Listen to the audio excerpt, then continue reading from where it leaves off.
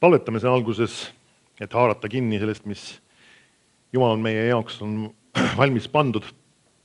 Isa, ma tänan sind, et sinu ligiolu on siin paigas. Isa, ma tänan, et su sõna on meie jaoks valmis pandud.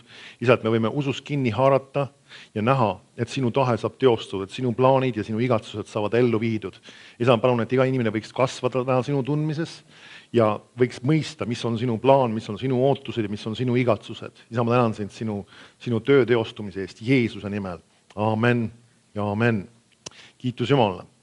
Ma eelmine kord alustasin niisuguse teemaga nagu lunastus Vanas Testamendis ja rääkisin nendest erinevatest eeltähendustest ja võrdpiltidest, mis sa võid leida Vanas Testamendis. Ja teeme minuga koos lahti 1. Korintlastele 10:11. 1. Korintlastele 10 ja 11. Nüüd see on Uue Testamendi kirjakoht, mis viitab Vanale Testamendile. See on üks asi, mis tegelikult on väga hea meeles pidada, et vahetevahel me oleme niivõrd nagu Uue Testamendi kesksed ja muidugi me elame uues lepingus, me elame selles ajastus, kus tõesti meil on uus leping, aga vana leping ei ole selles mõttes nagu maha kantud, vaid sellel on oluline osa ka meie jaoks tänasel päeval. Ja see kirjakoht tegelikult paneb selle väga heasse valgusesse ja ütleb niimoodi 1. Korintlastele 10:11. See sündis neile eeltähendavalt ja on kirjutatud meile manitsuseks, või siis mõni tõlge ütleb ka julgustuseks, kellele maailma lõpuajad on vastu jõudnud. Me näeme, siis üks asi, mis sa võid näha siin tegelikult, on siin, et see on kirjutatud meile. Niisiis, need printsiibid ja need tõed, mis seal Vanas Testamendis on kirjutatud ka meile, kes me elame uue lepingu ajal. Kuigi, et seal on käsuseadus, mis me ei ole selles mõttes seda üks-ühele järgimas, meil on tänasel päeval üks käsk, mis on armastuse käsk, aga sellegipoolest need printsiibid on meie jaoks kirjutatud ja siis ta ütleb ka, mismoodi need on kirjutatud. Need on kirjutatud meile eeltähendavalt. Nüüd see on seesama, et me võime näha väga palju eeltähendusi või ka võrdpilte Vana Testamendi lugudes, mis räägivad sellest, mis on tänaseks päevaks siis kas toimunud või isegi mõndes situatsioonis on veel toimumaski. Väga palju Vana Testament räägib sellest ka, mis toimus Jeesuse teenistuses, tema ristisurma läbi, tema ülestõusmise läbi ja väga palju viitab just eeltähendavalt nendele sündmustele. Ja tegelikult ma siin just tegelengi just nende põhiliste sündmustega, mis viitavad sellele, mis Jumal on tegemas just või on teinud Jeesuse surma ja ülestõusmise läbi ja ka just toon välja selle elemendi, mis räägib otseselt tervenemisest. Sellest, et mis on Jumala tahe seoses tervenemisega. Niisiis me näeme siis neid prohvetlikke pilte Vanas Testamendis ja me peaksime lugema ka kristlastena Vana Testamenti. Et ei tohiks kuidagi sellesse suhtuda kuidagi, ei tea, see on niisugune käsuseadus, mis minul sellega pistmist on. Me peame seda lugema ja meil on seal väga palju olulisi elemente sees, mis räägivad meile just eeltähendavalt asjadest ja asjadest, milles me täna oleme elamas. Ja Jumal kasutab tegelikult väga sageli just sellised eeltähendusi ja võrdpilte, et meile asju lahti seletada. Sageli ongi seesama, et sa vaatad seda pilti ja siis sa hakkad äkitselt mõistma seda tõelisust, mis on selles asjas. Nii.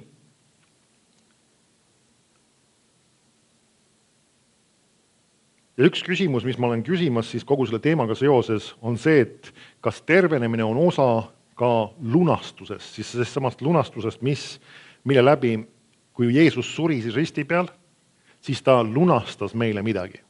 Ja me näeme tegelikult väga selgelt, et tervenemine on osa sellest lunastusest. Ja eelmine kord ma rääkisin siis sellisest võrdpildist, mis oli 2. Moosese 12:1, ma natuke lühidalt käin need mõned asjad üle, ja kus oli juttu sellest, kui Iisraeli rahvas pidi ohverdama talle ja nad pidid ka võtma selle talle vere ja sellega määrima ukse piitjalgu. Ja siis pidid seda sama talle küpsetama ja seda liha sööma. Nii et see on selles mõttes üks asi, mis meil tasub meeles pidada, et siin on üks võrdpilt, kuigi et see võib-olla mõne inimese jaoks võib olla natuke õõvastust tekitav võrdpilt, see, et just nagu, et see võrdleb Jeesusega või nii-öelda juhib tähelepanu Jeesusele, aga sellegipoolest Piibel räägib Jeesusest kui Jumala tallest. Ja see on seesama Paasatall, kellest räägib siis seesama 2. Moosese 12:1. Ma loen korra veel ühe osa siit 21. salmist ja ütleb, ja Mooses kutsus kõik Iisraeli vanemad ning ütles neile, minge võtke enestele suguvõsade kaupa talled ja tapke paasatall. Ja võtke iisopi kimbuke, kastke kausis olevasse verre ja määrige ukse pealispuud ning mõlemaid piitjalga kausis oleva verega. Ja ükski teist ärgu väljugu hommikuni oma koja uksest, sest issand lähegi piiklasi nuhtlema. Aga kui ta näeb verd ukse pealispuul ja mõlemal piitjalal, siis issand ruttab sellest uksest mööda ega lase hävitajat tulla teie kodadesse nuhtlema. Me näeme siis, see talle veri oli see, mis andis neile kindluse ja turvalisuse see, et hävitaja ei saanud tulla nende kodasid hävitama, ehk siis tegelikult me teame, et esmasündijad olid need, kes surid, tähendab siis seal egiptlaste seas, aga Iisraeli seas seda ei juhtunud. See ongi talle veri hoidis neid hävituse eest. Nüüd ka meie oleme hoitud täna talle vere läbi hävituse eest, aga nüüd me võime julgelt kirjutada selle talle suure tähega. Nende jaoks oli see siis konkreetne füüsiline tegu, oli jutt siis ühest füüsilisest tallest, kes tapeti ja kelle verd määriti siis uksepiitade peale. Ja nüüd tänasel päeval me ei tee seda füüsilist asja enam. Me ei pea enam tänasel päeval talle tapma ja tema verd kuskil oma maja või korteri ukse peale määrima, et saada nii-öelda seda kindlust või turvalisust, vaid täna on see usu läbi sellesse, et Jeesus on see tall, kes on surnud meie eest ja selle tõttu meil on kindlus ja tugevus, et me ei saa osa hävitusest. Ja selle hävituse sees on tegelikult ka haigused. Ja sellest rääkis laulud 105:37 ja see salm ütleb väga selgelt siin just rääkides Iisraeli rahvast, kui nad tulid Egiptusest välja ja ta ütleb siin, siis ta viis nad välja ühes hõbeda ja kullaga ega olnud ühtki, kes oleks komistunud nende suguharude seas. Et sa võid näha siis, ta viitab siin sellele, et nende seas ei olnud mitte ühtegi, kes oleks siis, eestikeelne kasutab sõna komistanud, ehk siis, kes oleks siis olnud nõrk, ütlevad paljud teised tõlked. Niisiis, Iisraelist tuleb välja orienteeruvalt 3 miljonit inimest, mitte Iisraelist, Egiptusest tuleb välja orienteeruvalt 3 miljonit inimest ja ta ütleb nende kohta, et nende seas ei olnud mitte ühtegi nõrka. Nüüd, nad olid seal orjuses, nad ei olnud seal puhkusel. Nad ei olnud seal, ma ei tea, nagu Hispaanias või Egiptuses, nagu tänapäeval Egiptuses käiakse. Nad ei olnud seal puhkusel, vaid nad olid seal orjad. Ja nad tegid seal rasket tööd ja nende koormusi või kuidas öelda, koormisi, mis iganes, neid suurendati veel vahetult ennem seda, kui nad sealt välja tulid. Me näeme tegelikult, neist üritati viimane välja pigistada. Ja pärast seda, kui nad tulevad sealt Egiptusest välja ja on toimunud just seesama talle ohverdamine ja see vere määrinu ukse piitade peale, siis me näeme, et selle tõttu on midagi toimunud üleloomulikku ja see ei olnud ainult kaitse nende elus, vaid selle taga on ka tervenemine. Näeme siis järelikult, kui selles võrdpildis, mis viitab Jeesuse peale, on tervenemine. Ja see kuulus ka kõigile, sest kas märkasid seda fraasi, et ei olnud mitte ühtki, kes oleks komistanud ehk olnud nõrk nende suguharude seas. Mida ei olnud, et mõningad olid lihtsalt hästi, vaid ta ütleb, mitte ühtki ei olnud. Nüüd see on nüüd eelpilt sellest, mis toimus Jeesuse surma ja ülestõusmise läbi. See oli sama, mis viitas võrdpildina sellele, eeltähendus oli see. Ja tänasel päeval me võime öelda, see on seesama reaalsus, mis on meile kätte saadav Jeesuse surma ja ülestõusmise läbi. Et sellepärast on hea vaadata neid Vana Testamendi pilte ja näha neid reaalsusi, mis meile täna kuuluvad. Siis järgmine asi, mis ma vaatasin, ma natuke käin need läbi, kuna need on nii head asjad lihtsalt, ma arvan, see ei tee paha. Räägib siis ohvrist, mis pidi tooma siis, kui pidali tõbine kuulutati puhtaks. Ja see oli 3. Moosese 14 ja 1. 3. Moosese 14 ja 1.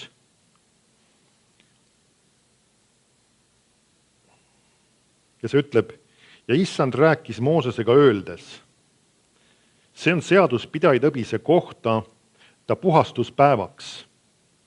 Tema tuleb viia preestri juurde ja preester mingu väljapoole leeri ja kui preester vaatab, et näe, pidalitõbisel on pidalitõve lööve paranenud, siis preester käskigu, et puhastatava pärast võetakse 2 elusat puhast lindu, seedripuud, helepunast lõnga ja iisopit ja preester käskigu tappa 1 lind värske veega saviastja kohal, Siis ta võtku eluslind, seedripuu, helepunane lõng ja iisop ning kastku need ja eluslind värske vee kohal tapetud linnu verre ja piserdagu seda pidajatõvest puhastatava peale 7 korda ning kuulutagu ta puhtaks, aga eluslind ta lasku väljale lahti. Nüüd jällegi, me oleme võib-olla vahest see 21. sajand võib olla probleemne ja mõne inimesel võib tekitada teatud õõvastusi, sellised kirjeldused. Mis jaoks siis nüüd selliseid asju pidi tegema, miks neid loomi pidi tapma ja mis iganes sellised veel vere sisse kastmised ja igast sellised asjad. Nüüd saame aru, et see kõik räägib jällegi eeltähendavalt Jeesuse surmast. Ja räägib samas tegelikult tervenemisest, mis kuulub meile tema surma läbi ja ülestõusmise läbi. Et me näeme siis, see võrdpilt on siin sama, et ta räägib siis sellest, et üks nendest lindudest tapetakse saviastja kohal. Ka see on huvitav võrdpilt, see viitab siis inimesele, see viitab sellele, et me inimestena oleme otse kui saviastjad ja Jeesus sai inimeseks ja ta teostas selle lunastuse inimese positsioonis ja siis ta ütleb, et see teine lind lastakse vabaks, aga ta kastetakse selle teise linnu vere sisse. See on seesama just, et meid on ka piltlikult kastetud, mitte piltlikult, vaid see on tegelikult vaimses mõttes on see sõna-sõnalt, kastetud Jeesuse vere sisse ja sellepärast meid on kulutatud puhtaks ja meid on kulutatud ka terveks. Mitte ainult vaimses mõttes puhtaks, vaid me oleme ka terved ja see on jällegi selles samas võrdpildis me näeme siis seda sama. Ja kui sa tahad ühe kirjakoha juurde siia panna, oli veel Luuka 17.11, ma ei hakka seda lugema, see räägib sellest, kuidas siis Jeesus läkitas need pidajatõbised preestrite juurde ja viitab tegelikult selle samale kirjakohale. Ja siis oli ka juttu juubeli aastast, 3. Moosese 25 ja 8, mis on ka üks päris huvitav, see on omaette võib-olla isegi eraldi, võib-olla teemana võiks isegi rääkida seda, kuna see oli juutide jaoks tegelikult väga oluline asi. Ja 3. Moosese 25.8 ütleb, loene selle 7 aasta nädalat 7 korda 7 aastat, nõnda saab sulle 7 aasta nädala ja aega 49 aastat. Siis lase 7. kuul 10. päeval kõlada sarve häält, lepituspäeval kõlagu sarv kogu maal. Ja pühitsegi 50. aastat ning kuulutage vabaks laskmist kõigile elanikele maal, see olgu teile juubeli aastaks. Igaüks teist saab tagasi oma pärisosale, igaüks pöördub oma suguvõsa juurde. Me näeme siin jällegi ühte võrdpilti. Nendele jaoks oli tegelikult see siis konkreetne aasta, mis oli siis selle 50. aasta ja nimetavad seda siis juubeli aastaks või siis meil Uus Testament kasutab sõna ka issanda meelepärane aasta, ja siis nad lasti vabaks, nad said tagasi oma endale kuuluva pärandi, mis Jumal neile algselt oli andnud.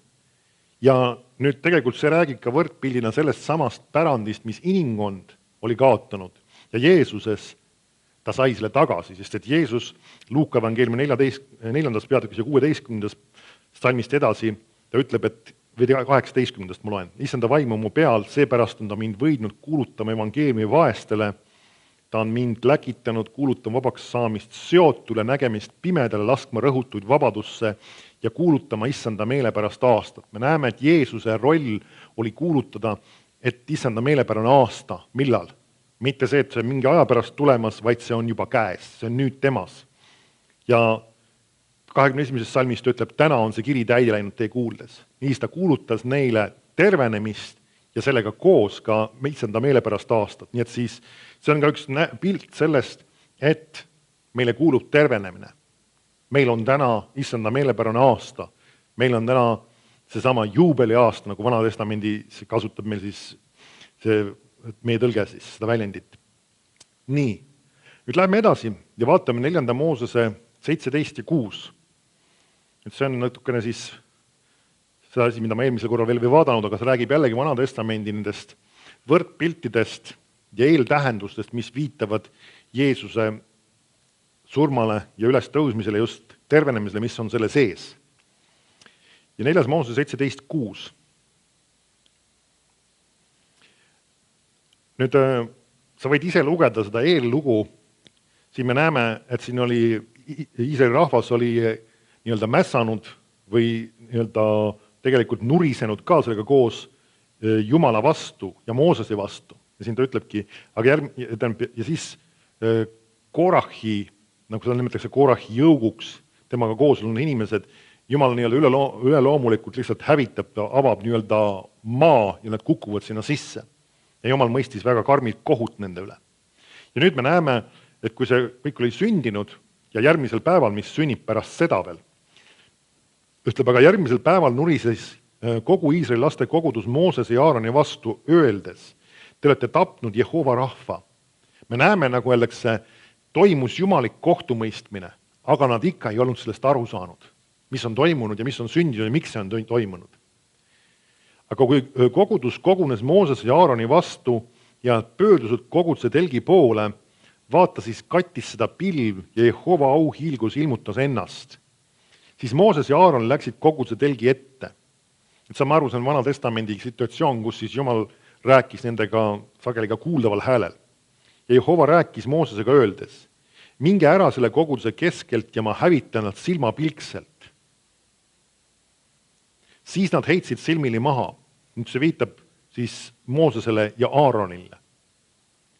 Kas märkad seda, kogu see kogudus oli tõusnud nende vastu ja Jumal oli otsustanud juba tegelikult, et ma pühin nad nii-öelda maa pealt ära.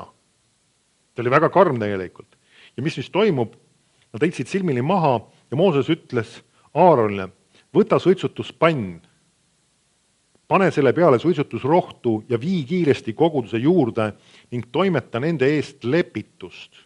Ja me saame aru, see on Vana Testamendi käsuseaduses ka paika pandud, et nad pidid nii-öelda lepituse jaoks tegema teatud ohvreid. Ja me näeme siin siis, rahvas oli teinud tõsiselt pattu, nad olid nii-öelda Jumala vastu tõusnud ja Jumala seatud juhtide vastu tõusnud ja midagi oli juba sündimas.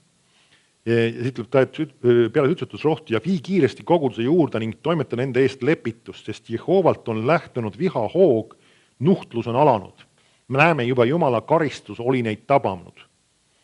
Ja Aaron tegi, nagu Mooses käskis ja jooksis koguduse keskele ja vaata, nuhtlus oli rahva seas juba alanud. Ja ta pani suitsutusrohtu pannile ja toimetas rahva eest lepitust. Ja kui ta seisis surnute ja elavate vahel, pandi nuhtlusele piir. Nuhtlusesse surnuid oli 14 700 peale nende, kes olid surnud Korahi pärast. Et sa võid näha siin siis 14 000 inimest juba olid surnud selle nii-öelda kohtumõistmise tõttu. Aga mis selle peatus, oli siis see, et ülempreester tõi ohvri. Et see on üks asi, mida sa natukene vaatama, mõtlema selle üle. Me näeme hiljem tegelikult enesele aru andmata, kui me räägime Jeesuse surmast, toimus tegelikult täpselt see sama.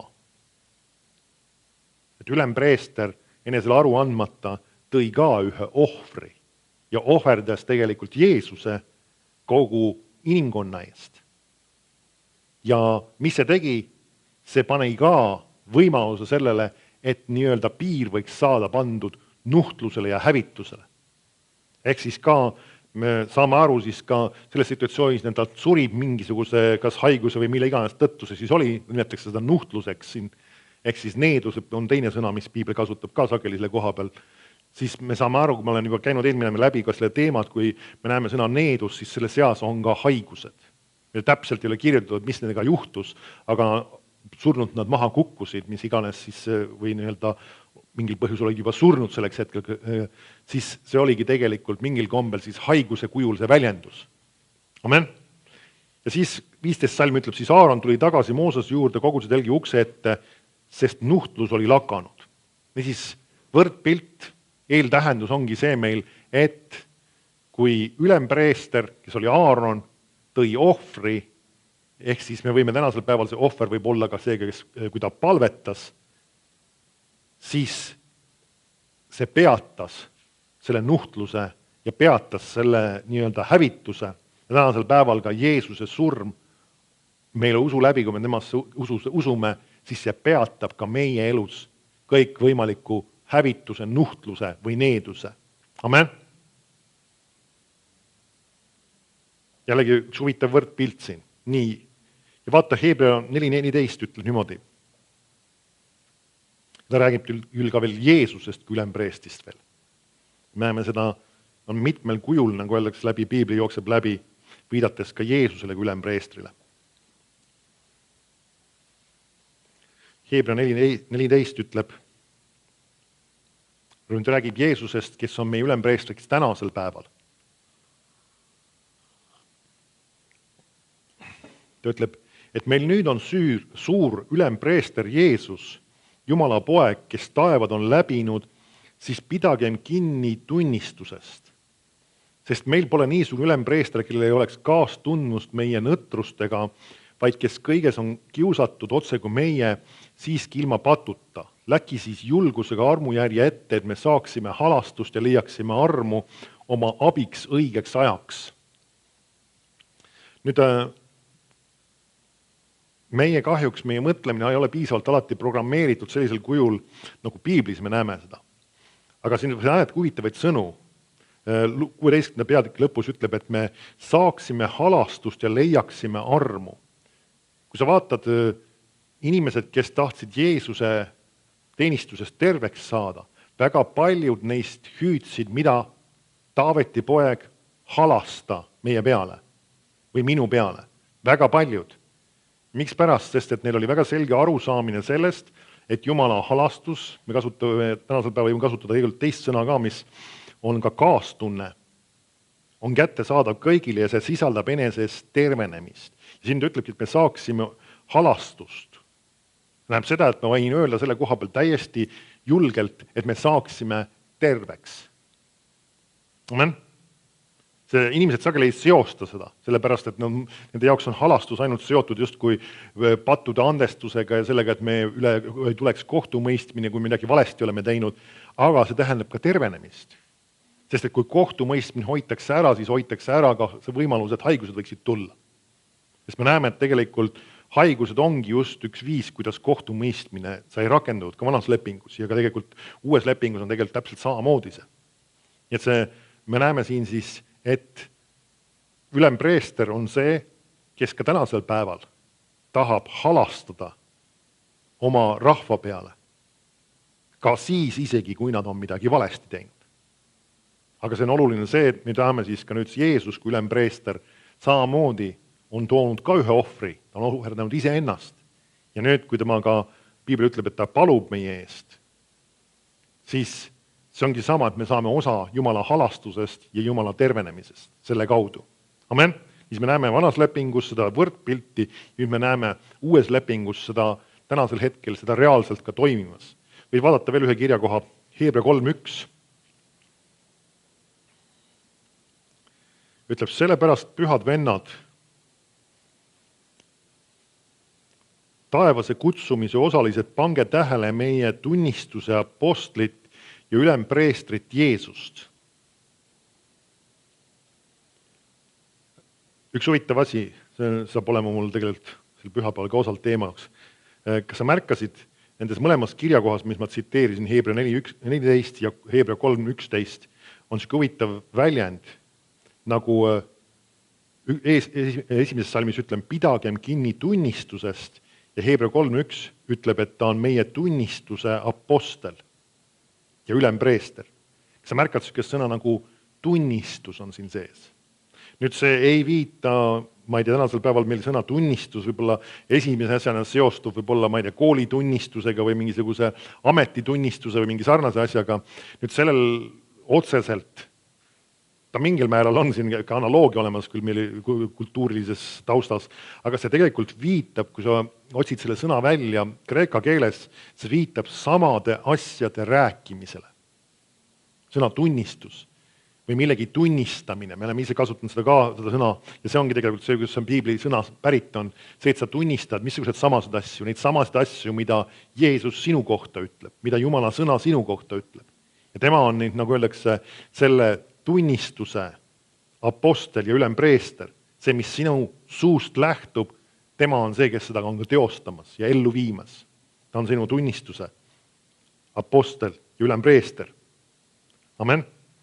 Niisiis, ja see sama tervenemine ja see jumalik kaitse saab sulle just osaks sinu tunnistuse läbi, mis tol hetkel oli siis see ohver, mis nad füüsiliselt tõid Jumala ees, kui ülempreester selle tõi tänasel päeval, on see meie suu sõnad, mis hoiavad meid ka tervena ja mis hoiavad meid tugevana.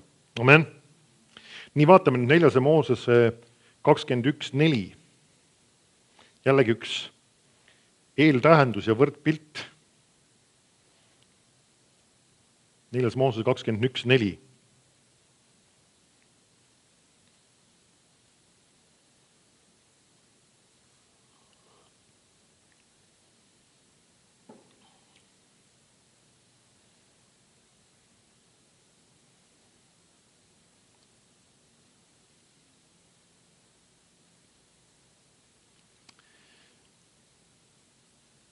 Jällegi räägib Iisraeli rahvast ja siin on tegemist jällegi ühe situatsiooniga, kus nad on jällegi nurisemas ja Moosese vastu midagi rääkimas.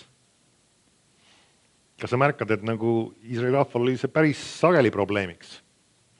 Nüüd kõige juures see kurb lugu on see, et sageli Iisraeli rahvas on võrdpilt kogudusest. Aga nüüd me ei pea seda osa, nagu öeldakse, järgi tegema. Amen, me peame õppima ja olema targemad selle suhtes.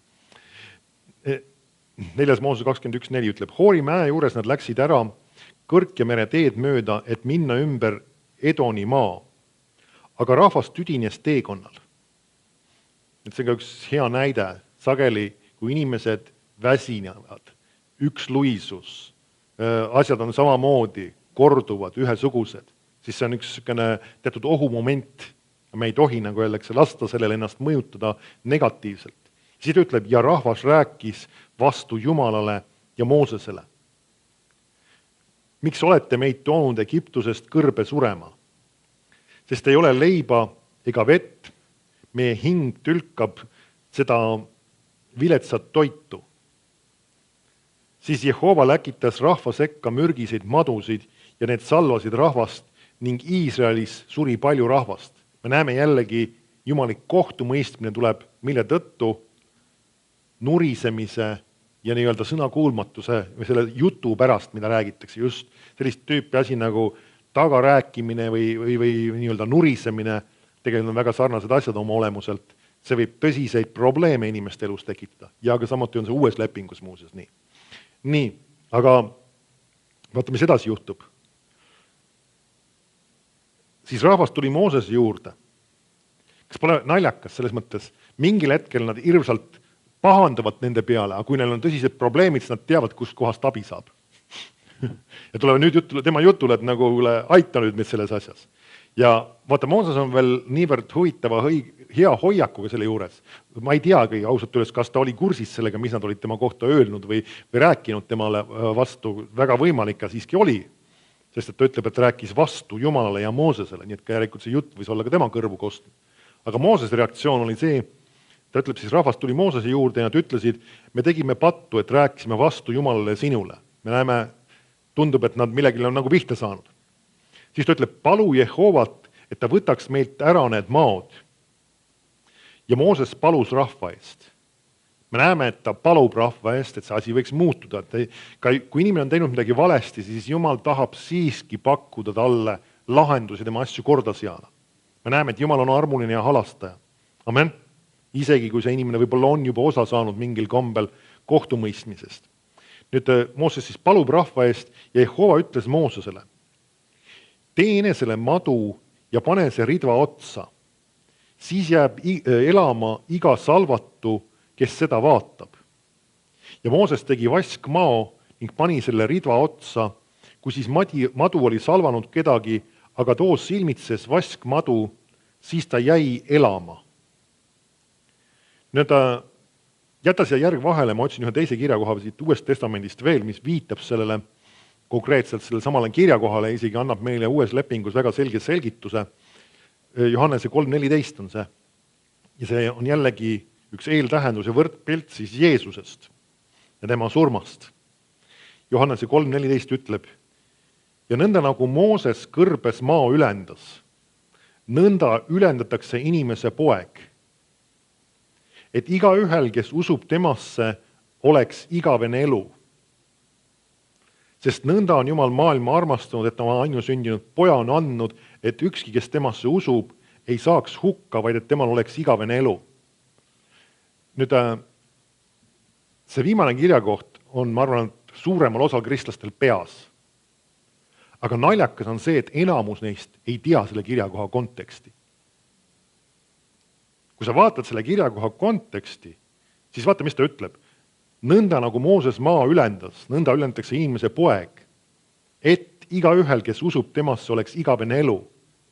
Ja siis ta ütleb, sest nõnda on Jumal maailma armastanud. Mismoodi? Et ta on andnud, eks ju, Jeesuse, siis, et oma ainusünninud poja on andnud. Mismoodi? Nagu Mooses maa kõrbes ülendas. Ja mida me näeme, mis toimus selle tõttu, et Mooses maa kõrbes ülendas, inimesed said selle läbi terveks. Me teame, siin ta ütleb, et kes temasse usub, ei saaks hukka, vaid et temal oleks igavene elu. Me teame, et see räägib sellest, et inimene ei lähe hukatusse, ta ei lähe põrgusse ja ta veel igavene elu, aga saate aru, kontekst räägib ka tervenemisest. Ja tegelikult see sama tuntud kirjakoht ja sellest samast meil on võimalik täiesti selgelt välja tuua ka see, samamoodi nagu Jumal tahab igaühele anda igavese elu, tahab ta ka neid terveks teha. Sest nõnda nagu Mooses maa ülendas, nõnda ülendatakse Jeesus. See sama võrdpilt, mis oli selles maa nii-öelda loos, oli ka tegelikult Jeesuse surmas. Aga lähme tagasi sinna selle Vana Testamendi loo juurde ja vaatame natuke neid detaile veel. 4. Moosese 21 oli see, 4. salmist. Ja me nägime, kuidas siis nurisemine Jumala ja juhtide vastu tõi neile häda. Et see on üks asi, mis nagu, mis sa arvad, kas Mooses tegi kõike oma elu jooksul õieti? Meil on piiblis näiteid ja isegi tegelikult kinnitus selle kohta, et ei teinud alati kõike absoluutselt ideaalselt õieti. Aga me näeme siiski, Jumal, selles situatsioonis me otseselt ei näe mingit probleemi, et nagu Mooses oleks midagi valesti teinud, aga selles situatsioonis me näeme, et nad nurisevad, ta ütleb just Jumala ja Moosese vastu. Ja see toob nende ellu hävituse, kohtumõistmise. Nüüd huvitav on see, kui sina tänapäeval peaks minema kõrbe, siis enamus kõrbedes sa võid leida mingi maa tagant või kuskilt madusid. Ma ei ole ise käinud sellistes kõrbedes eriti palju, aga loodusfilme vaadates sa võid näha, need kohad on tegelikult ikka päris palju kohe madusid täis. Nüüd nad olid liikunud siiamaani ka kõrbes ja neid ei olnud mitte ükski madu häirinud. Ja sa märkad, ja kui see kohtumõistmine neid tabab, siis äkitselt nad just nagu ilmuvad välja. Nüüd me näeme, et järelikult nende elus oli olnud üks üleloomulik kaitse, mis hoidis neid juba sellest nendest hädadest ja viletsust ja nad olid sellest käimas. Ja kui öeldakse, nende sõnakuulmatus, nurisemine ja Jumala ja Moosese vastu rääkimine oli see, mis hävitas selle kaitse nende elus. Et see on üks asi, mis meil tasub ka meeles pidada. Meie elus on ka üleloomulik kaitse. Ja me ei pea seda testima, et näha seda, kuidas see võiks meie elus ära kaduda. Aga see on üks asi tegelikult, mida me peaksime ka usaldama ja uskuma Jumala käest. Meie elus on üleloomulik kaitse, mis puudutab haigusi, mis iganes õnnetusi, kõike seda, mis iganes siis nuhtluseks võib nimetada või needuseks võib nimetada. Ja saame aru, kui ma kasutan sõna needus, siis vahest inimestel seostub see igasuguste veidrate asjadega, igasuguste kultuslike asjadega. Paneme selle just piibli konteksti. See viitab siis haigustele, see viitab ka vaesusele, see viitab ka puudusele. See ei ole mingisugune veider asi, see needus, et tuleb kellegi pealt eraldi needus ära võtta ja mingisugune surra-murra selle juures teha. Piibli väljend ei ole selline see ei tähenda selliseid asju. Amen. Et sellepärast, kui ma kasutan seda sõna, me ei tohiks ennast lülitada mingile teisele lainele. See ei ole üldse ebapiibelik sõna ja see ei ole kuidagi halb sõna. Et ma isegi oli üks jutlus, mille pealkirjaks ma paningi, et haigus on needus. Aga kuna ma ise mõtlesin, et kuidagi väga sageli inimeste jaoks on see nii ära rikutud, see mõtlemine, kui sa ütled niimoodi. Ja selle jaoks, et inimesed võiksid ennast ümber programmeerida, panin, et Kristus on meid lahti ostnud käsu needusest. Et see kõlab natuke võib-olla inimestele selles mõttes paremini, nad suudavad selle haakida. Aga see sõna needus ei ole mingisugune veider ega imelik sõna. See on piibli sõna ja me peame teadma, mis see enesest kujutab ja mis see enesest sisaldab. Amen. Ja meie ei pane kellelegi muidugi needusi peale midagi taolist ja me ei pea kellelegi ka mingeid needusi maha võtma. Sa pead lihtsalt uskuma, et Kristus on sind lahti ostnud käsu needusest ja see on siis piiblis lahti seletatud pikemalt, mis endast sisaldab. Nüüd lähme tagasi selle loo juurde. Me näeme siin siis Nad elasid jumaliku kaitse all. Aga nüüd see on äkitselt neil elus kadunud. Seoses nurisemise, seoses Jumala ja tema juhtide vastu rääkimisega. See on huvitav, see on kokku viidud just need kaks asja. Nüüd järgmine asi, mis sa näed siis, kui need maad on tulnud nende rahva sekka ja kui Mooses nende eest palub, siis Jumal annab Moosesele ühe huvitava asja teha. Saame aru nüüd see, mis ta pidi tegema siin, siis ta ütleb, et teene selle madu, olen 8. salmis, ja pane see ridva otsa, siis jääb elama iga salvatu, kes seda vaatab. Ja Mooses tegi vaskmao ning pani selle ridva otsa. Nüüd me saame aru, seda tegi selle vasest, siis arvatavasti kuidagi siis nikerdas tollaegses, nad oskasid igast asju teha, metallist nii-öelda kujundada selle, nii et see oli ikkagi täitsa kohe mao moodi arvatavasti. Ja ta pani selle pika ridva otsa ja nüüd ta ütleb, et kui siis madu ei salvanud kedagi, aga too silmitses vaskmadu, siis ta jäi elama. Nüüd mõni võib öelda, et nagu, mis jaoks selline veider pilt või selline nagu mingisugust asja vaadatakse. Aga saame aru, nüüd tegemist on jällegi eeltähenduse ja võrdpildiga, mis viitab Jeesusele. Nüüd samas mõne jaoks võib olla see, et nagu, kuule, mis jaoks madu? Madu ei ole ju Jeesuse sümbol nagu kuskil. Et kuidas see saab olla nüüd, et Jeesuse ja võrdpildiks on madu võetud, aga me näeme, Jeesus ütleb siin, et nõnda nagu Mooses maa ülendatakse Jeesus. Nüüd see on see iva tegelikult, et me saame aru, see sümboliseerib ja räägib just ka kõigest sellest siis patust ja ka haigusest ja sellest needusest, mis tuli Jeesuse peale, kui ta läks ristile. Ja sa märkad just samamoodi, et ta pandi ridva otsa, just see sama sarnane sellele nii-öelda ristisurmale, kus Jeesus löödi risti ja ka tõsteti nii-öelda ülesse koos selle ristiga kõrgele. Ja me näeme seda samasugust võrdpilti. Nüüd meie arstiteadus on osalt võimedigi, kuidas see on kultuuris, meil isegi uurinud seda, võib-olla on märganud sageli seoses apteekidega ja kõiki sükeste asjaga kasutatakse üsna sarnast märki, kus seesama küll madu on seal küll selle peekri ümber, millegi pärast küll. Aga nad on võtnud selle osalt, mõned kasutavad natuke teistmoodi ka, aga on see tegelikult pärit kultuuriliselt sellest samast allikast tegelikult, mis tegelikult räägib tervenemisest. Ta räägib tervenemisest. Seesama mao sümbol, me näeme, siis see on pärit tegelikult Piiblist, just sellest samast, kuidas see rääkis tervenemisest. Aga huvitav on veel vaadata, kui sa märkad, et see esiteks, et see on Jeesuse sümbol, see madu, viidates siis sellele needusele, haigustele, kõik, mis läksid tema peale ja ka patule, mis läksid tema peale, siis siin on üks teine asi veel, et kui madu oli kedagi salvanud, aga too silmitses vaskmadu. Kui sa märkad, siin ei ole kirjutatud, kes vaatas lihtsalt. See alguses küll, ütleme 8. salmis on see sõna vaatama lihtsalt, aga me näeme hiljem, kui seda detailsemalt kirjeldatakse, siis öeldakse silmitses. Ja see ei ole juhuslikult siin, see sõna. See tõesti ongi tegelikult, viitab ühele süksele järjepidevale vaatamisele ja sükse, nagu öeldakse, pilgule, mis hoiab millestki kinni iga hinna eest. Ja mis see tegelikult tähendas siis? Kujuta ette nüüd, need ei olnud mingisugused sellised väikesed maokesed.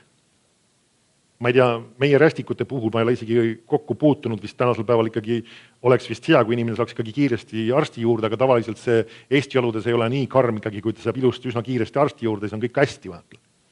Aga paljude sükeste madudega, nagu öeldakse, see võis olla paari minuti ja võib-olla mingisuguse mõne poole tunni küsimus. Ja nendel ei olnud seal mingisuguse arsti juurde saada, nendel ei olnud mingisugust vastumürke olemas. Aga mis neil oli, nagu öeldakse, see inimene on, nagu öeldakse, tunneb füüsiliselt, kuidas see madu on teda nõelanud ja selle nii-öelda selle surma sümptomid võiks öelda, on tema ihus juba. Ta tunneb, kuidas tema organism on, nagu öeldakse, juba valudes ja ta on, nagu öeldakse, toimumas, mis iganes see mürk siis parasjagu temaga teeb. Sageli see on väga, väga räige, seespoolt hakkab inimest nii-öelda hävitama. Aga mida ta teeb selle ajal? Ta sel ajal lihtsalt järeleandmatult vaatab seda madu. Millest see räägib sümbolina? See räägib ka sellest samast, et me peaksime järeleandmatult suunama oma silmad Jeesusele. Nüüd mis see tähendab suunama silmad Jeesusele? Kus ma seda Jeesust näen? Kas ma pean endale mingisuguse ikooni koju tooma?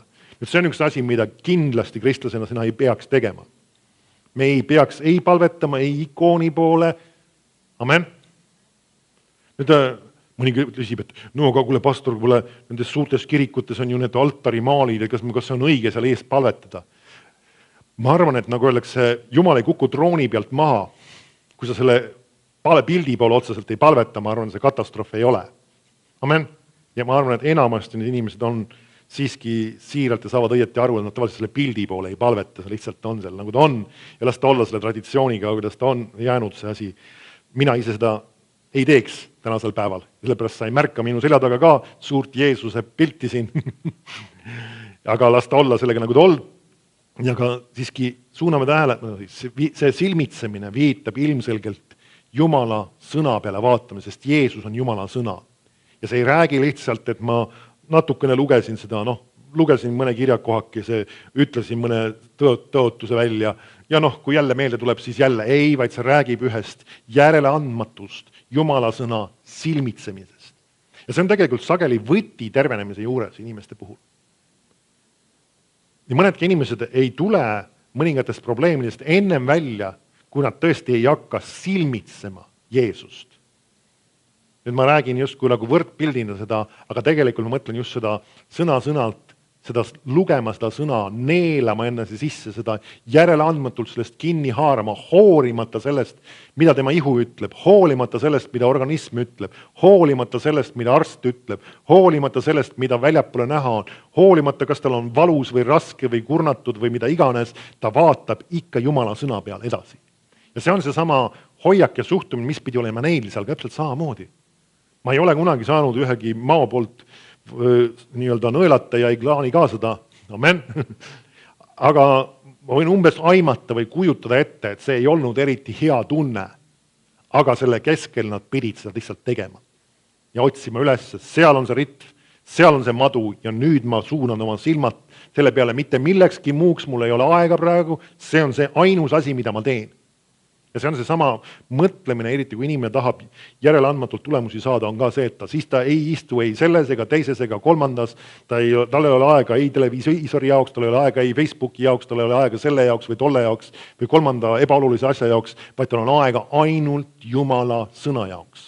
Ja see küsimus ei ole selles, et nagu kõiki muid asju ei tohiks teha, vaid iva on selles, et ta tõstab Jumala sõna enda elus absoluutsele esikohale. Ja sellisel viisil Jumal saab tema elus midagi tegema hakata. Ja see on väga oluline asi tegelikult, see sama silmitsemine, vaskmao silmitsemine. Ja see räägib siis jällegi sellest võrdpildist. Nüüd samas, miks vask? Ka see on, kui sa uurid piiblit, siis sa avastad seda, et vask räägib kohtumõistmisest. Sageli on piiblis just see sama vask, see räägib kohtumõistmisest. Ja see on sama kohtumõistmine, mis läks Jeesuse peale siis. Ta võttis selle enda peale meie eest, et meie võiksime saada terveks, jääda elama. Ja selle sama salmiga siis on Johannese evangeeliumis kokku viitud, see sama tuntud Johannese 3.16, mis viitab siis tegelikult kontekstis Jeesuse ristisurmale ja mitte ainult lihtsalt ristisurmale, vaid just sellele maole, kes sai ülendatud ja kelle tõttu nad said terveks. Nii et selles mõttes, kui me jätame Johannese 3.16 salmiga tervenemise rääkimata, siis me oleme ülekohut teinud natuke sellele kontekstile. Amen. Ja see on üks huvitav mõte, mida tasuks vaadata piiblis aeg-ajalt. Et see on, kuna nad on nii lähestik, kui sa näed kontekstis, ta ütleb täpselt viidates sellele. Ja nüüd tuleb see sama, nõnda on Jumal maailma armastanud, viidates sellele samale maole, kes sai kõrbes ülendatud. Nii et seda tasub meeles pidada, nii et alati on hea konteksti lugeda, me oleme harjunud vahest liiga palju üksikuid salme edasi välja võtma piiblist ja tsiteerima, aga vahest vaata järgi, mis seal ümber on. Ja vahest võib olla seal midagi väga olulist ja mis võib-olla muudab sinu jaoks selle pildi. Amen. Nii, vaata veel Jesaja 53.4. Viidates nüüd sellele sama tegelikult, mis on toimunud ristil.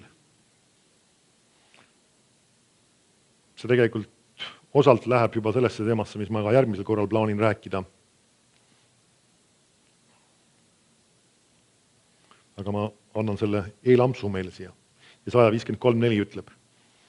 Viidates nüüd sellele samale Jeesuse risti surmale, tegelikult sellele samale sündmusele, kui siis Jeesus ristil suri ja sama kui Mooses siis maa ülendas, ja sama võrdpilt räägib sellest ka. Ja nüüd ta ütleb siin, tõepoolest võttis ta enese peale meie haigused ja kandis meie valusid. Meiega pidasime teda vigaseks, Jumalast pekstuks ja vaevatuks. Nüüd see kõik räägib sellest samast võrdpildist, mida me näeme selle mao puhul. Miks madu? Sellepärast me näeme justkui, et oleks Jumalast pekstud ja vaevatud. Ja me näemegi, kuidas Jumal lasi selle karistuse ja selle needluse tulla Jeesuse peale. Ta ütleb, ent teda haavati meie üleastumiste pärast, löödi meie süütegude tõttu. Me näeme siis kõik see peksmine ja kõik see, mis ka ristil toimus, see oli siis ka meie üleastumiste pärast, ehk siis need läksid tema peale. Karistus oli tema peal, me näeme siis, ta viitab just, et karistus oli tema peal. Et meil oleks rahu. Nüüd ta hakkab rääkima sellest osast, mis tuli selle tõttu, et Jeesus suri meie eest ristil. Et meil oleks rahu. Ja tema vermete läbi on meile tervis tulnud. Nüüd see sõna vermed, me ei kasuta seda tavakeeles tegelikult seda väljendit eriti palju. Nüüd see viitab tegelikult peksmisjälgedele. See on see, millest ta räägib tegelikult. Nüüd kui sa tead Jeesuse surma seda lugu, siis ennem seda, kui ta löödi risti, teda peksti. Ja ta just toob siin ühe olulise seose selle juures, et ütleb, et just nende vermete läbi on meile tervis tulnud. Nüüd, miks Jeesust peksti?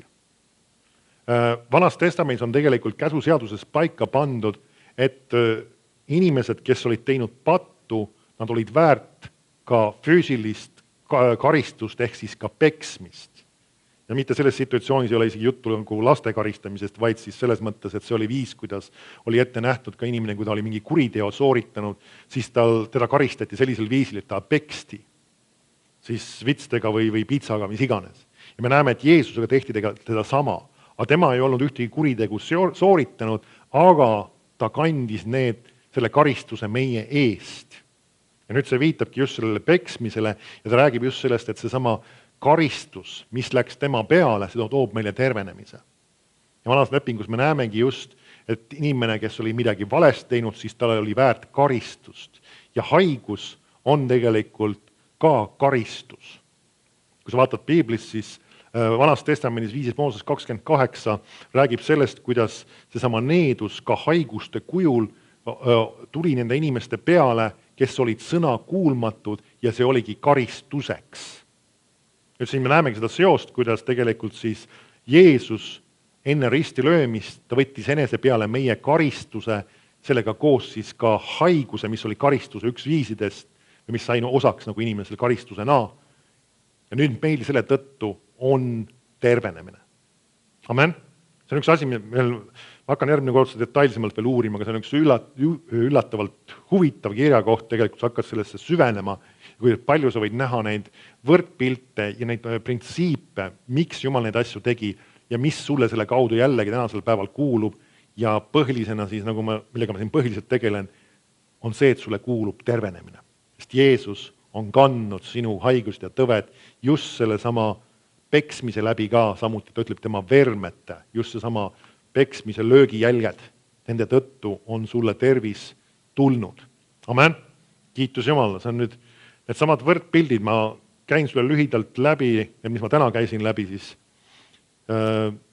esimene asi oli siis, kus Mooses ja Aaron palusid Iisraeli rahva eest, kes oli nurisemas ja hakanud Jumala ja Moosese vastu midagi ütlema ja need oli tabanud kohtumõistmine ja nad tõid siis ohvri nende eest. Ja see kohtumõistmine või see nuhtlus peatati, sellepärast nad tõid selle ohvri. Ja see viitab siis Jeesusele kui ülempreestrile, kes samamoodi on toonud ohvri iseenda näol ja tänasel päeval samamoodi tegelikult ka meie eest palub ja me saame osa sellest samast tervenemisest. Nagu tol hetkel see peatas nuhtluse, ka seesama on peatanud nuhtluse meie elus. Nüüd sa saad nendest asjadest kõigist osa tänasel päeval usu läbi. Amen. Sa ei seda välja teenida. Jeesus on meie ülempreester ja selle tõttu meile kuulub see. Ja teine asi oli siis vaskmadu. Me näeme, kuidas jällegi rahvas rääkis Jumala ja Moosese vastu ja nad siis neid tabas samuti nuhtlus ja see peatati siis selle läbi, et Mooses tegi selle vaskmao ja kes seda iganes silmitses, see jäi elama. Näeme siis jällegi tervenemine oli siis seotud Jeesuse ristiga ja sellesama mitte lihtsalt, see ei ole jälle, me peame seda õieti vaatama, mitte risti silmitsemine, ma ütlen füüsilise risti silmitsemine ei ole see, vaid see on Jumala sõna silmitsemine, tegemist on eeltähendusega, mitte üks-ühele pildiga.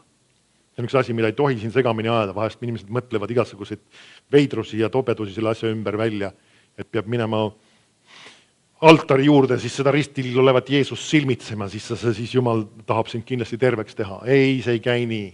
See käib sellel, et sa silmitsed Jeesust ja tema sõna. Amen, ja seesama Jeesus on Jumala sõna ja sellepärast sa võid seda silmitseda ja selle läbi sa jääd elama ja saad ka terveks. Kiitus Jumal. Amen.